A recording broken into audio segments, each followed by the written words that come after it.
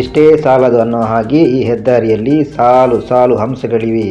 ಆದರೆ ಇಲ್ಲಿ ಹಂಸ ಇದೆ ಅಂತ ಹೇಳೋಕೆ ಆ ಅಧಿಕಾರಿಗಳ ಹತ್ತಿರ ಒಂದೇ ಒಂದು ಸೈನ್ ಬೋರ್ಡ್ ಇಲ್ಲ. ವೇಗವಾಗಿ ಬರೋ ಸವಾರರು ಸಡನ್ ಬ್ರೇಕ್ ಹಾಕಿದರೆ ಹಿಂದಿರೋ ವಾಹನ ಬಂದು ಡಿಕ್ಕಿ ಹೊಡೆಯೋದು ಗ್ಯಾರಂಟಿ. ಇಲ್ಲಿ ದಿನ ಅಪಘಾತ ನಡೀತಾನೆ ಇರುತ್ತೆ. ಆದರೆ ಸಂಬಂಧಪಟ್ಟ ಆ AC ರೂಮಿನ ಅಧಿಕಾರಿಗಳು ಮಾತ್ರ ಕುಂಭಕರ್ಣನಿಗಿಂತ ಘೋರವಾದ ನಿದ್ರೆಯಲ್ಲಿದ್ದಾರೆ.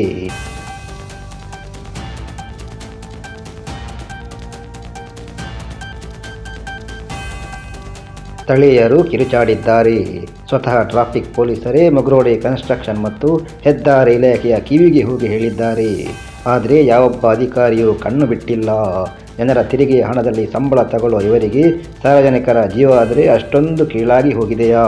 ಅಥವಾ ಯಾರಾದರೂ ಇಲ್ಲಿ ಬಿದ್ದು ಪ್ರಾಣ ಹೋದ್ಮೇಲೆ ಗುಂಡಿ ಮುಚ್ಚೋಕೆ ಕಾಯ್ತಿದ್ದೀರಾ?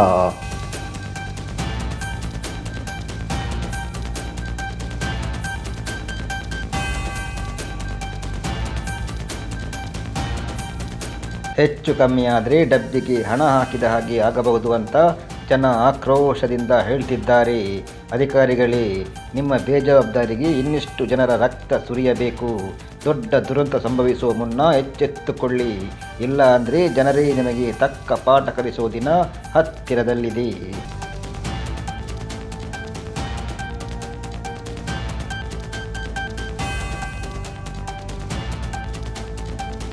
ಇದು ಈ ಬಾರಿಯ ವಾಯ್ಸ್ ಆಫ್ ಪಬ್ಲಿಕ್ ವಿಶೇಷ. ಮುಂದಿನ ಬಾರಿ ಮತ್ತೊಂದು ಸುದ್ದಿಯೊಂದಿಗೆ ನಿಮ್ಮ ಮುಂದೆ ಬರಲಿದ್ದೇವೆ. ಅಲ್ಲಿವರೆಗೆ ನಿಮಗೆಲ್ಲರಿಗೂ ನನ್ನ ಪ್ರೀತಿಯ ನಮಸ್ಕಾರ.